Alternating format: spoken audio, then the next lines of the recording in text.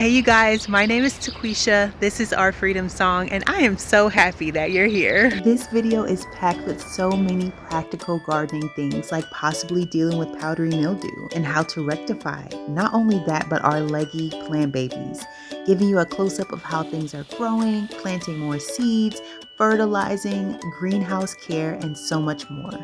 I'm about to take everything out of the greenhouse.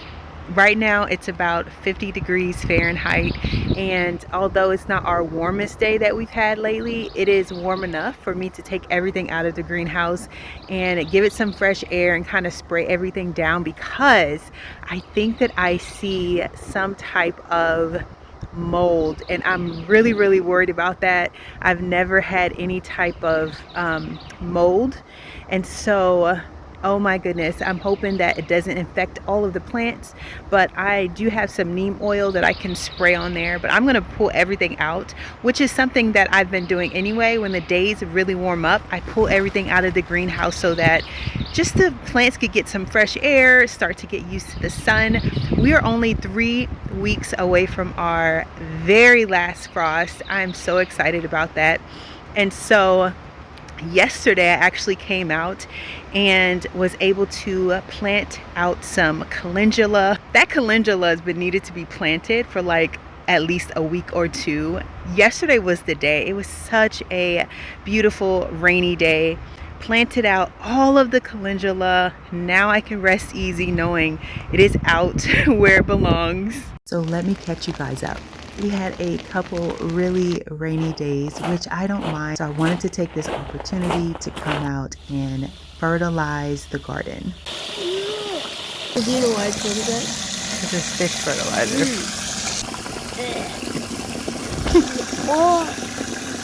But the plants love it. Yeah. Oh yeah, you don't have to hold it.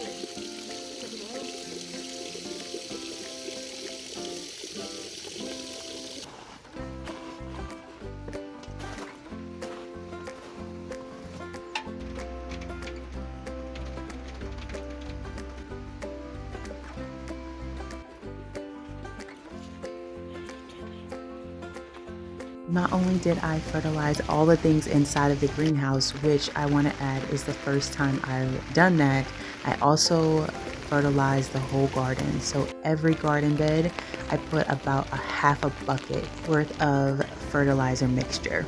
Our fig trees as well as our other trees are absolutely blooming right now. They are starting to bud and bloom and showing me that we are so close to spring.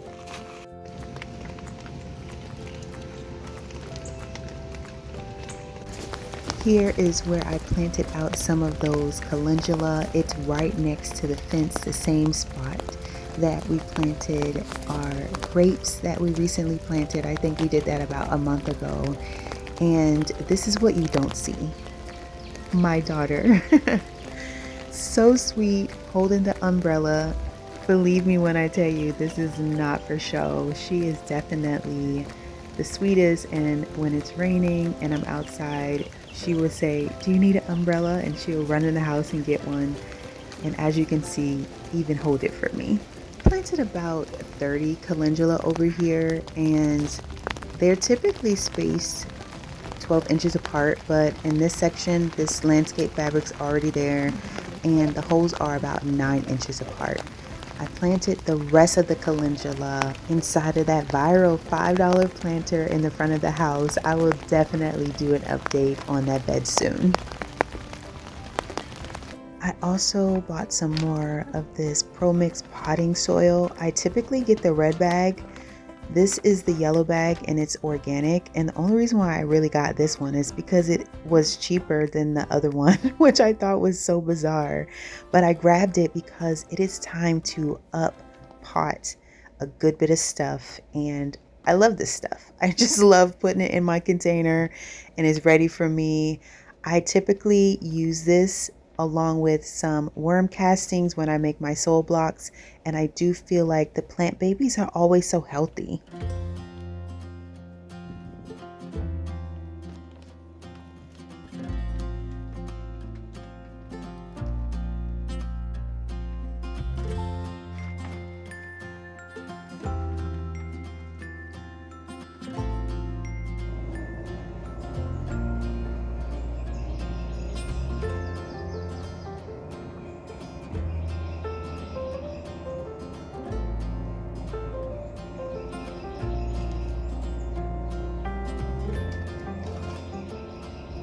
Here is the celosia that I'm going to be potting up today. It is called Flamingo Feather, which I think it's very cool. That is a very cool name to have.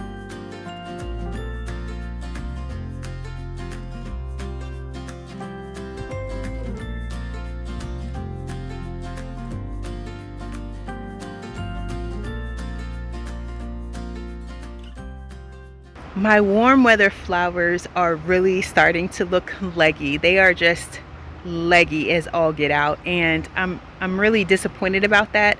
So yesterday I needed to pot up some of my zinnias and cosmos, y'all, because they needed it. I didn't have any more resources, no more materials, so I went and got some styrofoam cups, y'all. Your girl is desperate at this point. I'm running out of space. What I did to try to combat or mediate the legginess is pot them up, put them close to the light, as well as put a fan on them to strengthen their legs. And so I'm hoping that that is going to be the solution, and that everything can strengthen up and be strong, because we still have 3 more weeks.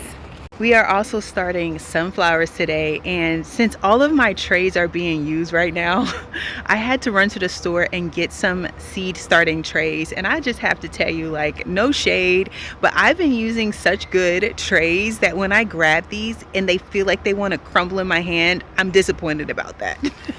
I'm like, you're not gonna last 2.5 seconds around here, man, because there's a lot going on and a lot of hands touching all the things. And so I'm grateful that I could just run to the store and get what I need, but I'm not happy about the actual materials of it, because it's just very, very flimsy. I don't think it'll last more than this season. And so that's unfortunate, but you know what? You have to do what you have to do, because I want to get some sunflowers started, and 3 weeks seems about a good amount of time to get them going and then put them out into the garden. We do have a ton of sunflower seeds. Sunflowers is one of those things, it's so simple to harvest the seeds from the sunflower. It's really actually really satisfying. I think it was a reel that I posted, or maybe it was a short that I posted during last season, and I did like the ASMR sunflower harvest, and that is still giving me life. I don't remember the type of seeds that I saved, so I went ahead and grabbed a couple of these inexpensive packs of sunflower seeds just for all that beautiful color. I still do want to plant some chocolate sunflowers. I remember last year I had the most beautiful chocolate sunflower growing right in the front that made me so happy, and so I would like to grab some of those, as well as some teddy bears. But for right now, all of these sunflower seeds are definitely more than enough. I'm also going to be starting some different squashes today, as well as some okra. So I have the scallop squash, the straight neck squash, the crooked neck squash, and I also have this large speckle lima bean. It's a pole bean. I'm going to start some pole beans from seed as well. Expensive buying seeds from the local farm store because they have it in bulk, you know, and so these packets cost me 25 cents, as you can see, and I mean, it's a good amount in here. Love how they have these garden seed planting charts on the back. I just think that's so helpful. Like, whoever thought of that, thank you. But check out how many seeds is in this one pack that cost me 25 cents. That's probably 50 seeds, and that's probably me just being less than generous with that number. So many seeds for 25 cents, y'all. Like, nobody needs this many cucumber seeds, not even me. And so what I do is I just get the least amount for what they can do. And so they measure out how much I can get for 25 cents. And so if you have a local farm store, definitely check them out. Actually got 50 cents of these large speckled lima pole beans because they're so big, beautiful. And I guess I underestimated how many was on there for 25 cents. I just remember seeing this beautiful color and I was like, oh my goodness, put some more in the pack. So those are really beautiful. This will be the first time I've grown these, and so that's exciting.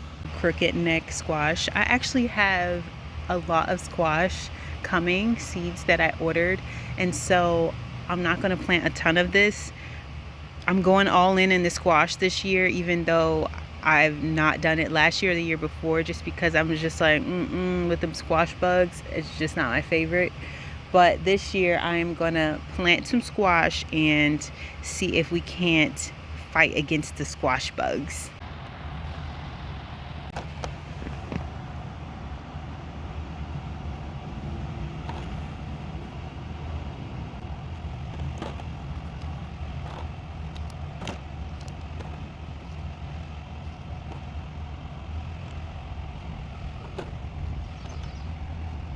See all that okra sitting in that little seed pod? So cool. So the okra, 2 to 1 cell, and I will thin it down to 1 once they grow. So since I still have 4 more rows left, I'm not one for leaving an empty tray. I do have some more flowers that I'm just gonna plant into here. So Cleome, which another word for it is the spider flower. I love it. It's so gorgeous. It's also a medicinal flower, so that's really great. And then I'm trying to have a little bit of redemption with my cosmos, y'all, because I didn't do good. I did not do the right thing for those. They needed that close light, and so I am going to plant some more cosmos, and these were only 50 cents, and so I feel good about it. Okay, I wanted to show you guys what I am fearful might be powdery mildew in here on the leaves. You see that? Oh my goodness. I really hope that's not the case. As you can see right there at the top, we have a fan in there, so it's not like air isn't moving around and circulating, for those who are asking or want to know or thinking about that right now. It's the peppers that's the culprit right here. I'm nervous, y'all. What are we doing? Taking everything out.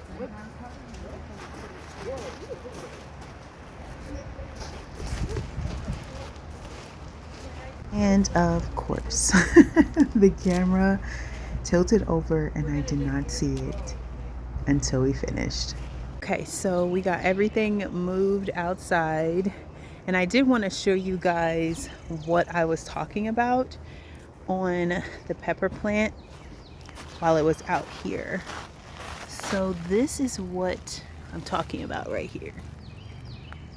That white kind of residue looking stuff. Now I could be overreacting, but it's definitely worth overreacting just to make sure that everything is going to be nice and healthy and no bad things are going to spread. I'm just loving seeing everything just kind of out here, though. I can't lie, it's quite the view. Quite the view. I also saw it on these, like right here. See that? There was also a bird that got into the greenhouse because it left the door open, and so at first I was like, oh, maybe that bird pooped, but no, this is definitely. And I've never had powdery, actually never dealt with powdery mildew, so this would be a first.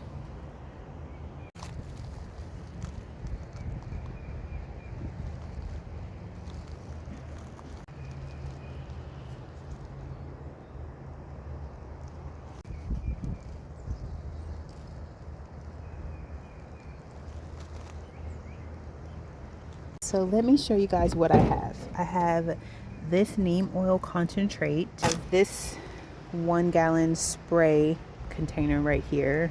And so I will put 3 teaspoons of that inside of here. I ran out, changed my clothes. Well, I changed my clothes. And then I ran out.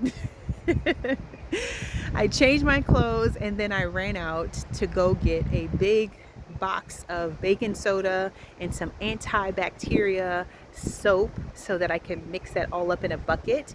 And then I'm going to wash the inside of the greenhouse. Just try to completely just get it everywhere, wash it. And then while I'm at it, I might as well clean the roof. I might as well clean that roof with all the pine straw and just make it a whole situation. Since we're here and since we're doing this, we just might as well just do it to the fullest, right? So that is what I am about to do, y'all. It amazes me that all of these things fit inside of the greenhouse. Wish I had more day, because this is purple tomatillo. Is that how you say it? Tomatillo. This is the purple one, and I've never grown it because I've always just been terrified of the bugs that come for it. And so, just like the squash.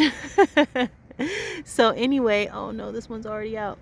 I need to pot these up. Clearly, I need to pot those up. In this tray as well, I have some chives over here. Well, that's a dead spider right there. But I up potted our Cherokee purples as well as some Roma tomatoes the other day. I just stuck these all in a bunch because I ran out of pots. Whatever I had left, and I was going to see what was going to make it and what's not going to make it. It looks like everything's going to make it. Maybe that one's not going to make it because it's just so droopy, but I still have plenty more to put in that container right there. And I do have some pots on the way. Here is all of the white Eskimo marigolds. Now these are looking really good. I'm really excited about these. They are so beautiful. Looking forward to seeing those beauties grow. Here is that broadleaf sage that I planted. Y'all, this is my first time planting sage successfully as far as in this form, and I am so excited about that. So excited.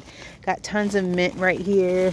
This is our borage, which I feel like needs to be planted out like yesterday. I started this way too early. Probably could have waited until there was 4 weeks left to plant this, and so now I'm just trying to keep it alive.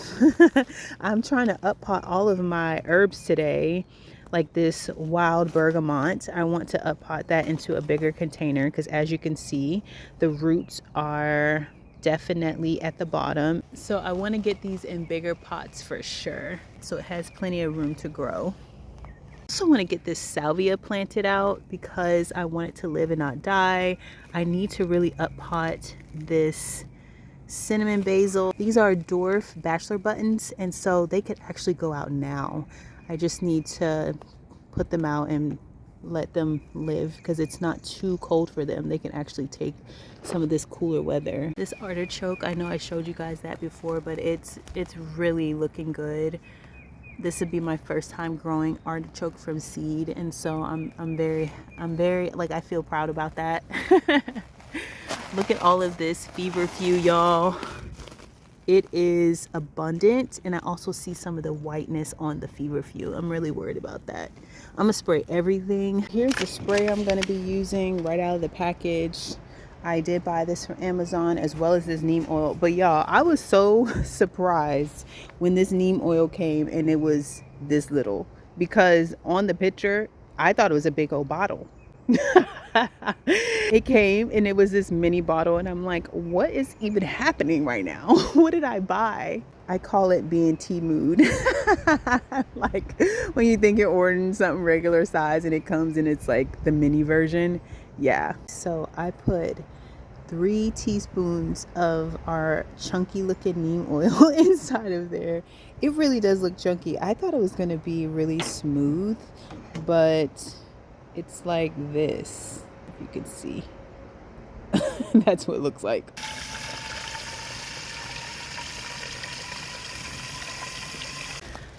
It definitely says that it's water soluble, but all those little chunks is just sitting in there.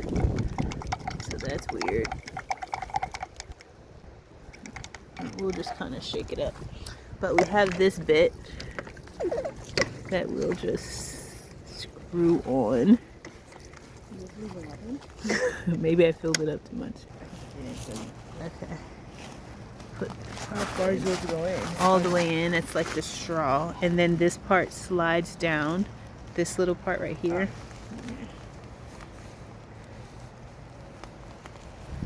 Yeah, you just slide that down and screw it. So it's like we pump that, and then we're able to spray this. And I think you can change the way it sprays by this part. Yeah, that's more of a spray. That's better. I just added about a half a cup of baking soda and probably a fourth of a cup of antibacterial soap to this bucket. We're going to fill it up with water and then start to wipe down the inside of the greenhouse.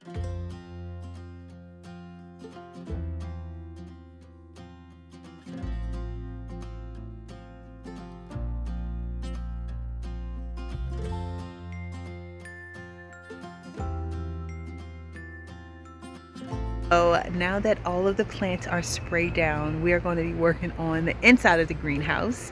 I have this neem oil spray, and she is working with a bucket with the antibacterial soap and baking soda, and we're just going to wipe every single thing down and get this greenhouse in tip-top shape.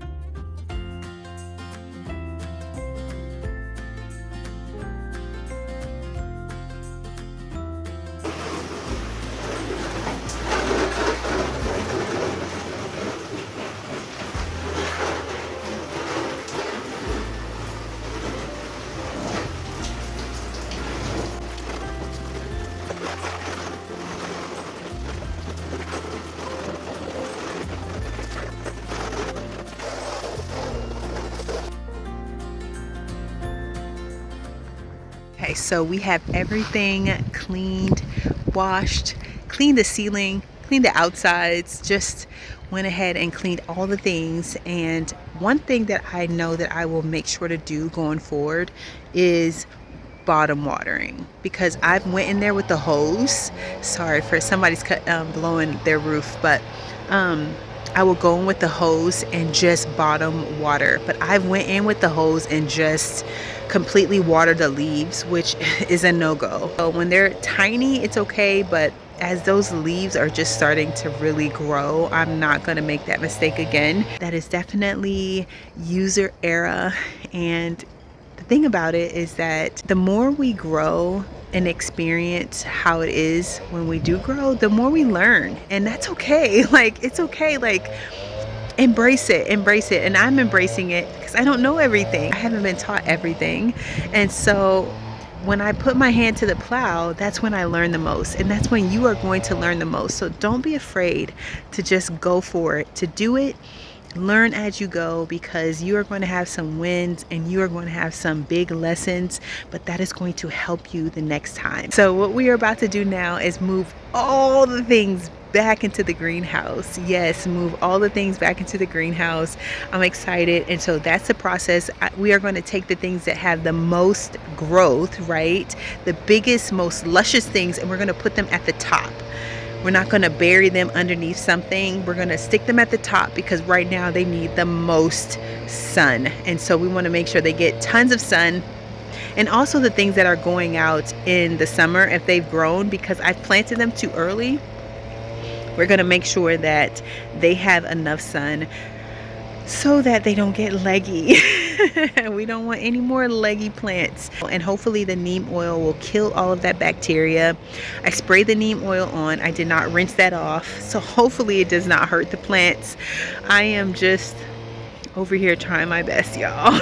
You know, if you're a gardener, you know how it is when you're just trying to just really rectify any wrongs or treat any disease or all the things, because you're looking forward to your garden season. And this is before it even goes out into the regular garden. You know, this is just with my care. And so I want to be a good steward and do everything that I possibly can do to make sure all of these babies have such a good start. And so that's what we're about to do. We're about to move everything in. Okay, so now that we have everything back into the greenhouse, this is what it's looking like in here. Filled to the brim. I still have to pot up some things.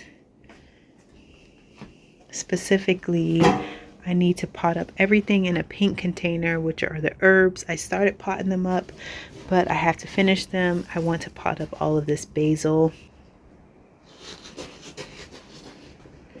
This is what we have. Tried to put everything that needs the most sun at the moment. All of it needs sun, but at the moment, at the very top.